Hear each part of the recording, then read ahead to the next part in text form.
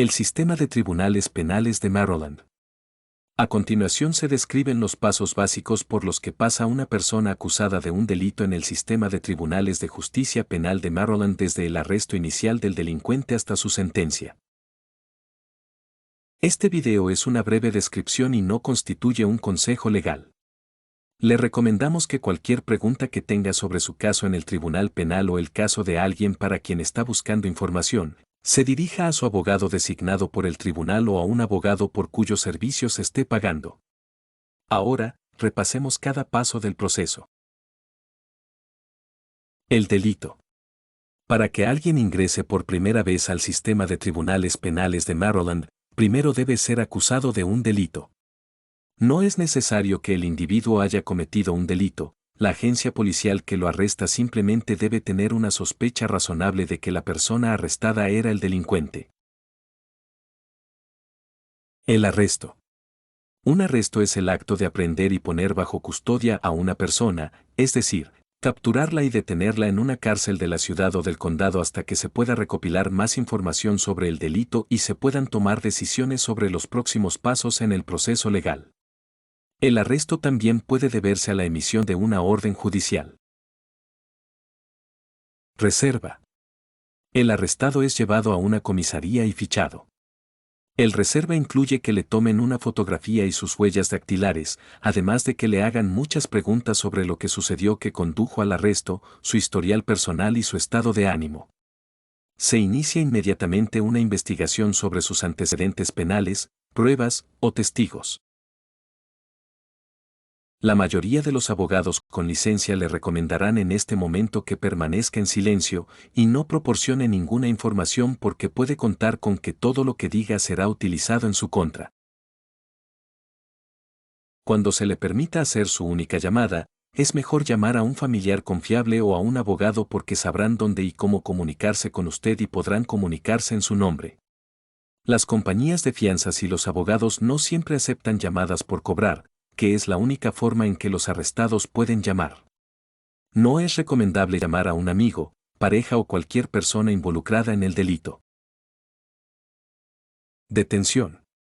En el momento en que se toma la decisión de detenerlo en la cárcel, sus derechos se vuelven mucho más limitados. Si aún no ha hecho su única llamada, puede hacerlo mientras está detenido. Utilice este tiempo para comprender los cargos en su contra y sus próximos pasos, ya sea que incluya una fianza o una comparecencia ante el tribunal. Aunque es difícil, es el momento de tener paciencia. Los siguientes pasos varían, dependiendo del tipo de delito, la gravedad del mismo y el lugar donde ocurrió. Audiencias y comparecencias. Para que los arrestados tengan el debido proceso, que es el derecho a un trato justo a través del sistema judicial normal, las audiencias y comparecencias se llevan a cabo hasta el momento de la liberación o el juicio. Ejemplos de audiencias importantes incluyen la comparecencia inicial, también llamada primera comparecencia, lectura de cargos, audiencia preliminar y audiencia de fianza. El oficial que lo arrestó, la cárcel, el abogado o el tribunal le informarán al arrestado cuándo y dónde presentarse en las audiencias. El aviso podría estar en papel sin que se lo comuniquen en persona. Corresponde al tribunal decidir si las audiencias se llevan a cabo personalmente en una sala, por teléfono o por videoconferencia. Comparecencia inicial. También llamada primera comparecencia, es la primera vez que el arrestado comparecerá ante un juez. La comparecencia inicial ocurre dentro de 24 a 48 horas con excepciones si el arrestado está en la cárcel y posiblemente más si el arrestado está fuera de la cárcel bajo fianza. En la comparecencia inicial, el juez revisa la información del informe policial como el nombre, la dirección y el presunto delito cometido del detenido. A continuación, el juez informa al detenido de las acusaciones en su contra. El juez puede liberar al detenido si las pruebas en su contra son débiles, pero si existen pruebas suficientes, se establece la fianza. Si previamente se había establecido una fianza, el juez puede reconsiderar el establecimiento de una nueva fianza. El juez también informa al detenido sobre el derecho a guardar silencio y el derecho a tener un abogado. La comparecencia inicial no es el momento en que el acusado se declara culpable, sea culpable o no, y si se le hacen preguntas, las respuestas deben ser sí o no. Existe una excepción a no declarar culpabilidad en la comparecencia inicial porque a veces la comparecencia inicial puede ser la única comparecencia para delitos menores menos graves. La lectura de cargos. La lectura de cargos puede ser una comparecencia inicial si es la primera vez que un acusado ve a un juez en su caso. Por lo general, también es la primera vez para los acusados que no fueron arrestados pero recibieron una citación o requerimiento. Si el acusado no tiene un abogado, el tribunal puede asignarle uno. Si aún no se ha establecido la fianza, se aborda en la audiencia del Tribunal de Lectura de Cargos, y si se solicita, el juez puede revisar la fianza y cambiarla o mantenerla igual. Algunos lectura de cargos son similares a una primera comparecencia cuando se presentan la fianza, los derechos y los alegatos. Un juez preguntará al acusado si comprende los cargos penales en su contra. Este no es el momento de discutir ni decir nada. Sí o no debe ser la única respuesta. Algunos lectura de cargos son más formales debido a cargos formales presentados por el fiscal o el gran jurado. Se puede pedir al demandado que se declare culpable. En algunos lectura de cargos más formal, el acusado recibe una copia de los cargos penales formales presentados ante el tribunal. Después de que el juez informe al acusado de sus derechos, el acusado o su abogado se declararán culpables de los cargos. Hay 3 opciones de declaración de culpabilidad. El acusado puede decir que es culpable, no culpable o no impugnado, lo que significa que no impugna los cargos pero no admite su culpabilidad. Audiencia preliminar. La audiencia preliminar solo se lleva a cabo si el acusado dijo que no era culpable durante la lectura de cargos o la audiencia judicial inicial y, por lo general, dentro de los 30 días. Piense en ello como un proceso de selección para reunir pruebas, informes de testigos e informes de incidentes para determinar si el caso debe ir a juicio. En algunos casos, el juez puede decidir que el acusado no es culpable y desestimar los cargos, lo que significa que se le devolverá el dinero de la fianza excepto los gastos judiciales y el acusado puede volver a casa. El acusado puede rechazar la audiencia preliminar e ir a la cárcel y esperar el juicio. Algunas audiencias preliminares se llevan a cabo por videoconferencia. Procedimientos previos al juicio. Los procedimientos previos al juicio comienzan después de la lectura de cargos e incluyen comunicación de ida y vuelta entre los abogados y el tribunal en preparación para el juicio. Los procedimientos pueden incluir solicitudes de descubrimiento de pruebas, mociones previas al juicio, o una conferencia previa al juicio.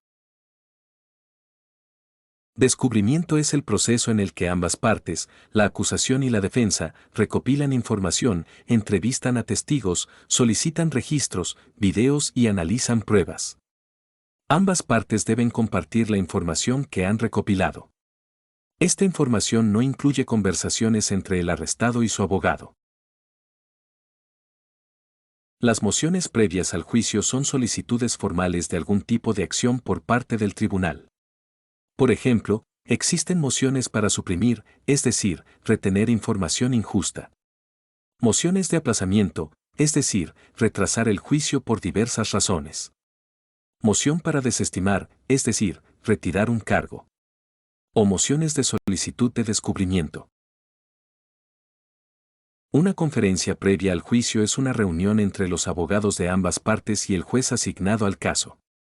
Los temas discutidos en las conferencias incluyen el material de descubrimiento disponible, qué pruebas o testigos pueden testificar en el juicio, fechas del juicio o circunstancias inusuales que podrían necesitar ser abordadas.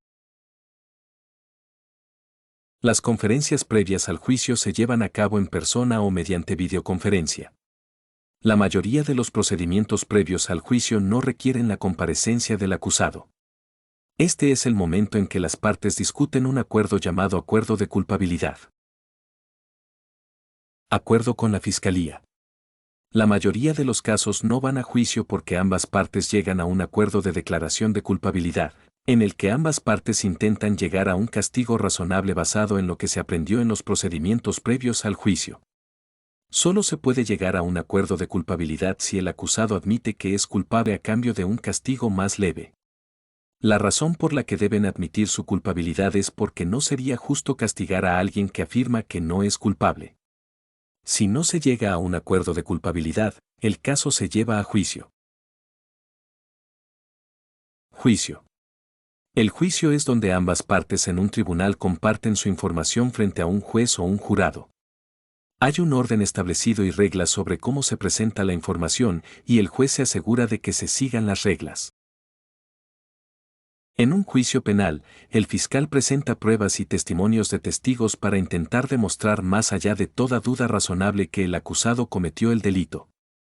El abogado del acusado presenta pruebas y testigos para demostrar que el acusado no cometió el delito. Después de escuchar todas las pruebas, el juez o el jurado decide el veredicto si la persona es culpable o inocente. Si se selecciona un jurado, se denomina juicio conjurado. Si un tribunal tiene solo un juez que escucha a ambas partes, se llama juicio de bancas. Si el acusado es declarado inocente, es absuelto porque no había pruebas suficientes en su contra y pronto sale de la cárcel o bajo fianza. Si se les declara culpables, el siguiente paso es la sentencia. Sentencia. La sentencia es el castigo que el juez decide que debe recibir la persona. Los jueces utilizan pautas de sentencia escritas por Maryland para sugerir un castigo justo por el delito.